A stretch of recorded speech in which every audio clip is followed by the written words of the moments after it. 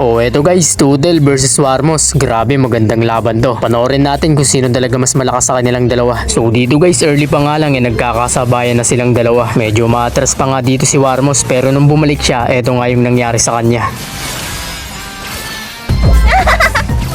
Yay! Nakachamba! Papractice ka na. Dito naman guys, kung mapapansin nyo, talaga namang napaka-agresibo ni Toodle. Pero nung napansin ni Warmos na mas masakit siya, agad niya nga itong binalikan para pitasin. Wala eh. Wala talaga.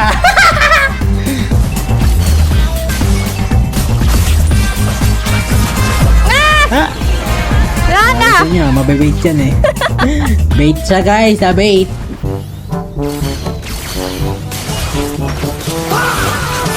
Uy, ult na naman!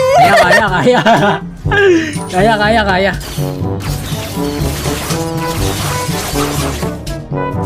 Uy! Ano nangyari yun? Yes! Putik ka. Putik ka na. Bigyan pa ako! Wait lang! Gag!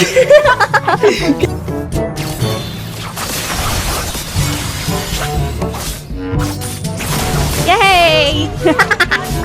Pala nag-blow up muna ako.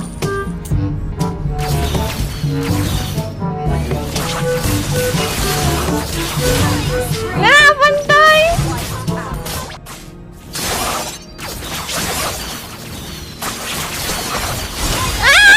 Talo ako. Nice G. I'm full! Lakas ni Toodle. Aray ko! Nice game sa'yo.